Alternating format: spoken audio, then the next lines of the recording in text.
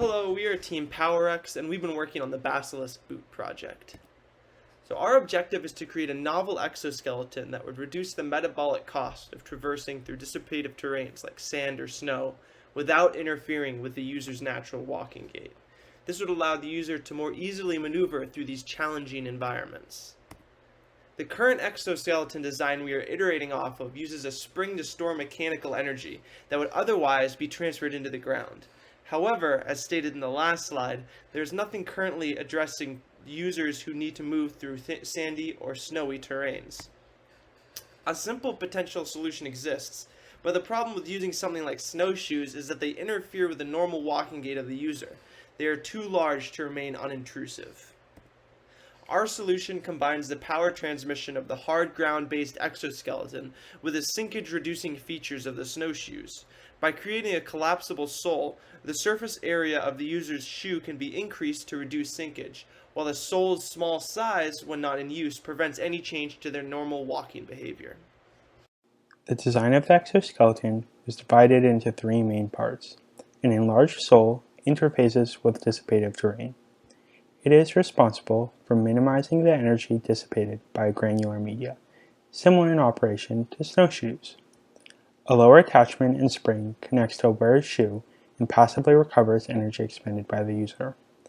Finally, an upper attachment and electromechanical clutch enables the device to be used in varying gaits.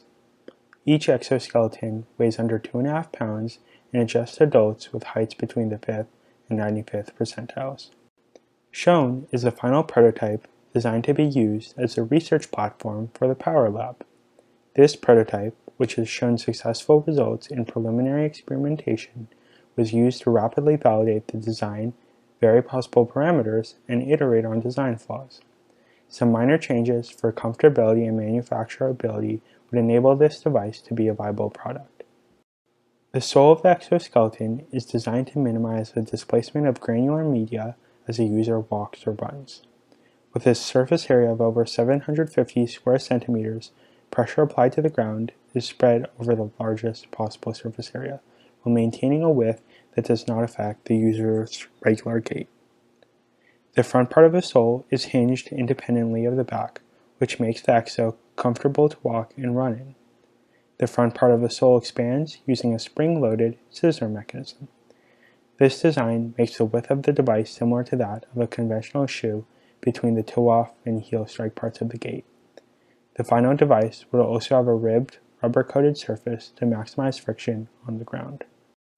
The exoskeleton is designed to work with a user's own chosen shoe and is firmly secured using Velcro straps. The lower attachment has 3 spring mounting points. Using these mounting points and 2 chosen springs, the exoskeleton is able to achieve rotational stiffnesses in the range of 130 to 400 Nm per radian. Based on a literature review, this range is expected to achieve maximum metabolic cost improvements. The spring attaches to a knee strap, also secured with Velcro. In the final device, an electromagnetic clutch would disengage the spring during dorsiflexion. This would make the device more efficient and comfortable in a walking gait. So as mentioned earlier, one of the major problems faced with movement over dissipative terrains has been foot sinkage, as shown here in the in-lab sandpit setup with a normal walking shoe. However, our device was able to successfully prevent sinkage enough to not interfere with normal walking gait. Having tested this hypothesis, the next step towards device functionality validation included comparing a test subject's gross metabolic power while using the exoskeleton for varying terrains. Thanks to our wonderful teammate Michael, who volunteered to be the test subject and completed walking trials with and without the exoskeleton setup. For the non-exoskeleton trials, an equivalent mass was added to the dorsal region of his foot. The 4 different testing conditions, which were randomized during data collection, included standing, walking on hard ground, which was performed over an outdoor running track, walking on sand in a standard-sized volleyball court, And finally, walking on sand in that same volleyball court with exoskeleton, all the while maintaining an average walking speed of 1.23 meters per second for all trials, where each trial lasted for approximately 7.5 minutes.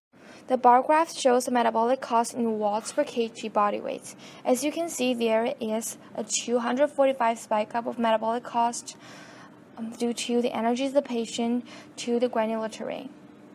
With the implementation of our exoskeleton, the subject was able to save up to 28% of energy during the trial.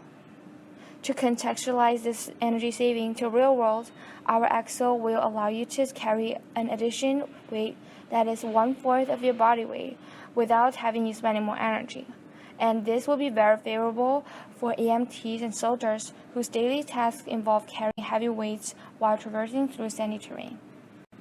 Moving on, there are two major steps we need to take to move this device from the lab to the market. First, we will need to complete manufacture and bringing our expanding sole design to testing.